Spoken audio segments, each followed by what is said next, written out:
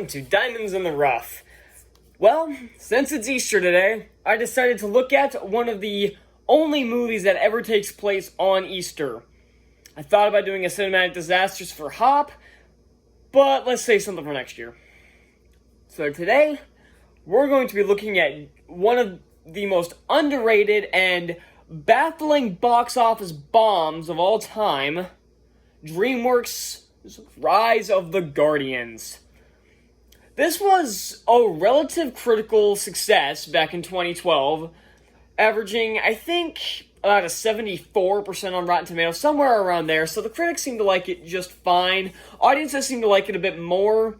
Unfortunately, it did not do well at the box office, and I think there are a few reasons for this. One, the generic title. The title for this is generic as hell, and I bet a lot of people got confused with that awful Legend of the Guardians or whatever the fuck, that stupid Zack Snyder Owl movie. Yeah, I'm shitting on Zack Snyder a lot recently, but nothing personal. I just hate his films. But yeah, that whatever that was, like Guardians of the Legends. I don't know this. You know what I'm talking about? That stupid owl movie that was terrible. So I think a lot of people connected to that. Like, oh no, that was trash. This is probably connected to that. We don't want to touch this.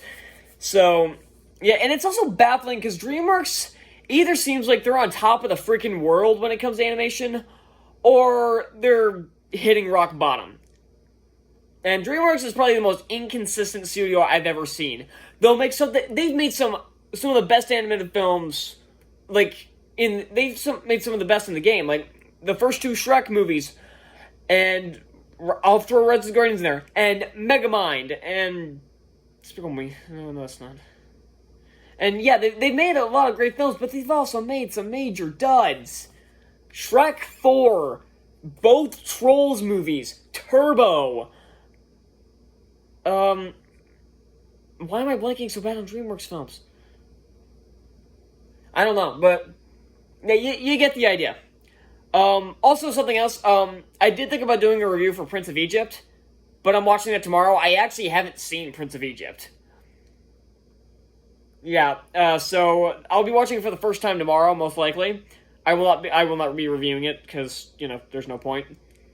So, yeah, this is our Easter one for the day. So, honestly, I don't have too much to say. Oh, yeah, Shark Tale. That's another shitty one. Ugh. Or Monsters vs. Aliens. Just, ugh. So, yeah, so Rise of the Guardians is a really baffling box office bomb. This is a really good movie.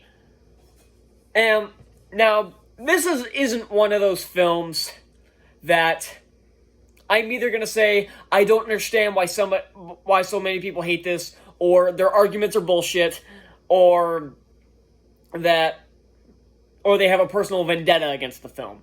Like, the personal vendetta, I've pointed out with Percy Jackson, because that is true. Amazing Spider-Man, arguments are bullshit. And just plain wrong, well, most films that are good that are hated by a lot of people. So, and this doesn't have any of those categories, because this is a film that when people criticize, I kinda get it. But even if I don't agree, I still get where they're coming from. It's like when people criticize. How should I put this? I'm trying to think of a good example of a movie that people criticize, or I understand it. It's like the Michael Bay Ninja Turtles, the 2014 Ninja Turtles. I hate Transformers, but the 2014 Ninja Turtles. I don't mind those. I actually really like Out of the Shadows, but the first one, I'm like, okay, it's okay. But people who hate the movie, I totally understand it. Like, I don't agree with a lot of their arguments, but I'm not going to say they're wrong, because I get it. But I just don't agree. This kind of falls in that category too. So, yeah. So let's just jump right into this. I don't really need to go into basics. Yes, it has great animation. Actually, I will go into that a bit.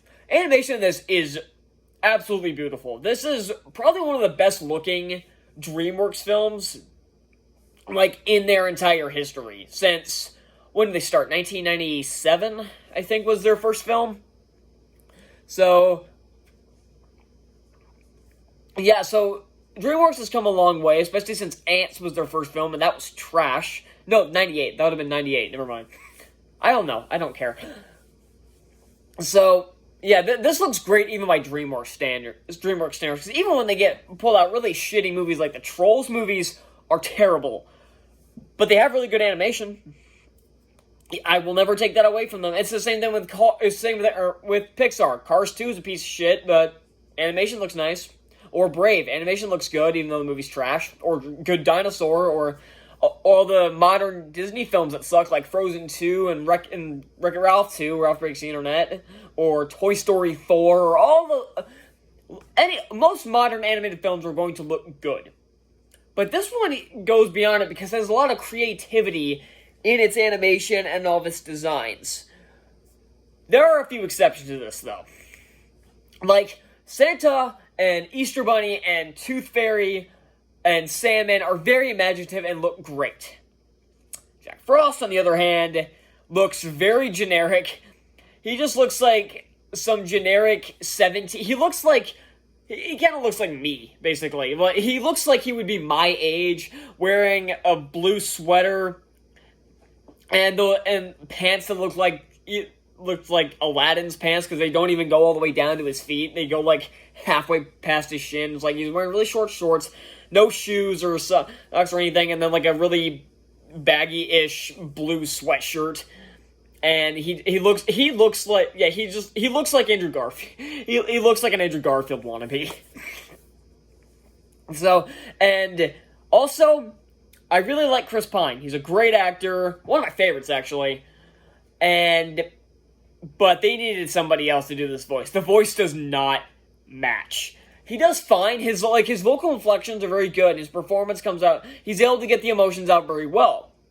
But it's very distracting when the character and the voice don't match. And one of the biggest complaints with this movie, which also leads into the designs, is the villain. The Boogeyman. I can't remember what they call him. I know he has like an actual name, but I can't remember for the life of me what it is. He's just the Boogeyman, so that's just what I'm going to call him. I'm sure it'll occur to me like the second I stop recording, so whatever.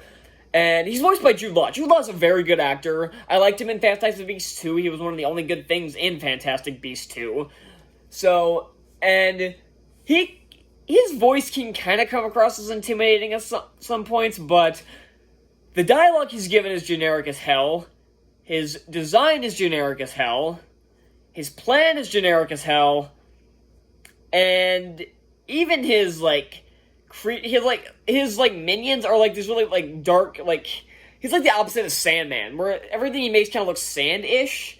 Kind of looks the same, just with all black, and they kind of look shadowy. And in concept, that's cool, but it's all just like black horses and we're dealing with the Boogeyman here. Can we get some more creative designs? So yeah, but Santa is played by Alec Baldwin. I hate Alec Baldwin, but he's using a Russian accent here, so I don't hear Alec Baldwin, so I can put up with it. And actually, Santa's really funny in here, so I may fucking hate Alec Baldwin. He's one of my least favorite people in Hollywood, up there with Jaden Smith and Whoopi Goldberg. So yeah, fucking hate Alec Baldwin, but he's using a Russian accent, so like I said, I can't hear his voice, so it doesn't bother me. Hugh Jackman is funny as hell as the Easter Bunny. He is freaking hilarious. You hear Hugh Jackman as the Easter Bunny, this would be your reaction. Yeah, exactly. That would be most people's reaction to hearing Hugh Jackman as the Easter Bunny, but it's freaking phenomenal. And I think this is the only movie I've actually seen him in where he actually has his Australian accent, because I think I went Australian there for a second, he has his Australian accent. So, because the X-Men movies and The Greatest Showman, he doesn't have his accent. So I think this is the only movie I've ever seen him in where it's Australian, where he's actually using his normal voice, and so it's actually pretty cool. And Easter Bunny's badass too. Sandman doesn't talk, but he's kind of he's one of those silent characters where he just acts through his facial expressions. And I like writing characters like those. Like, I'll write characters that are just mute and they like act their facial expressions or like their body language and stuff like that. So I like characters like that, especially since they can't annoy the hell out of you. And I like Tooth Fairy. I like the little Tooth Fairy little people she has. They look like little mosquitoes. Even down to having like a little long like nose thing to it. Looks like one of their, most like the thing they use to suck your blood. And I'm just thinking Bubba J from Jefton. I've come to suck your beer. I'm getting off topic. The story for this film is kind of all over the place. Like, it kind of jumps between different storylines without a proper transition. I think this is what also kind of turns some people off, is because there are multiple storylines going on, and that's not always a problem. When there's too many in something like Spider-Man 3 or Batman v Superman, shit starts to hit the fan. But here, it's not the fact that there's too much stuff going on. I think there's only like 2 different storylines. Jack's story, and then the story about fighting the boogeyman. But the problem is, they'll jump between the 2 separate stories, and then there's like a really small side plot with these kids. They'll jump to different storylines without a transition. Like there's one scene in particular where Jack is like alone with the boogeyman, and he's trying to save one of the little Tooth Fairy things. I don't remember what they're called, but he saves one, and then he gets bit, and then his like staff is like broken by the boogeyman. I still can't remember his name. Why can't I remember his name? This is driving me nuts. So I'll have him like text down here. I guarantee it. So like he breaks his staff, and then he falls into like some kind of trench-ish kind of thing where it's like an ice little canyon thing, and he sits there, and then all of a sudden we get the answer to his backstory, but there's no transition there. It's just kind of a sudden we're just thrown into another story element. It gives complete whiplash, and it's kind of disjointed in the editing department there. I mean, like, the editing between the cuts and everything is fine, but it's like this movie needed proper transitions. It's like, it feels like it's missing a few lines of dialogue to properly transition us from one storyline to another. But honestly, I don't care, because this movie's so damn fun. You can watch this movie constantly. Like, you can watch this at Christmas, at Easter, or any other holiday. You can watch this whenever you want and still get a kick out of it. Like, when they have to go collect the teeth is probably my favorite scene in the entire movie, because it's like Jack and Easter Bunny are like racing to do stuff. Santa is like going through the chimneys, and my favorite part of it is when he jumps up, or is like he's like going. I think that's actually during the fight scene later on. He like jumps up and he sees something's going on, so he's like, wrong roof. Like that's genius, right? That was just hilarious. So I don't have a ton to say about this movie because it's just so damn fun. Like, there's no like rock solid arguments I would say why this is such a masterpiece of a film. It's just fun. Like I say, the villain's generic as hell, and he's predictable. There's no semblance of humanity in him whatsoever. But I do like how they beat him. How they beat him is really creative, where they're not afraid of him, and that starts to freak him out, and his army starts to turn on him, and something else that plays into that is that if people don't believe in one of these, like, fictional or what are they called? I can't remember what they call themselves. In one of these, like, characters, they can't see them. Which is why nobody can see Jack Frost for a long time. And why, after everything starts to go to shit, they can't see the Easter Bunny, they can't see Santa. And why, at the end of the movie, when he starts to get psyched out, when they're not afraid of him anymore, and his army turns on him, he's no longer no one can see him anymore other than the other figures. That actually freaks him out. That starts to scare him, and his army turns on him.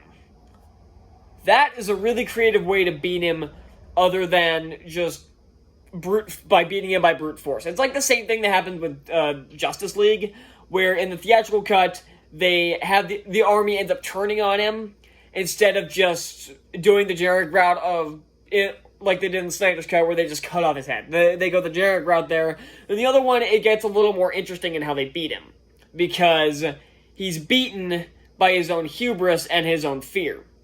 So something that I would think would make a great line in a Green Lantern movie, which relates to this, is that fear is your greatest weakness. And that is shown here, and was in Justice League as well. Fear is your greatest enemy. And it should be your greatest, and fear, it will always, like, be your undoing. And that's exactly what happens here. And I really like that. So, yeah, I don't have a ton else to say about Rise of the Guardians. It's just a damn fun movie. If you're one of those people that kind of just wrote it off as another one of those, as just another animated movie, I implore you to give it another shot. It's like The Grinch 2018. It's like a lot of people just kind of wrote it off, but give it another shot. If you didn't like it for, like, specific reasons, like, I didn't like the villain, I thought the story was disjointed, I thought the movie was kind of bland, I'm like, I'd be lying if I said I didn't understand. Like, this is one of those movies where if people hate it, I'm not gonna discredit them for it. It's like, when people give their bullshit arguments about how Amazing Spider-Man is not, it destroys the character. How? Because they just do the same thing Raimi does, and they don't. If they do stuff like that, I get pissed. If they say the Percy Jackson films are garbage because they're not faithful to the book, I do not take them seriously.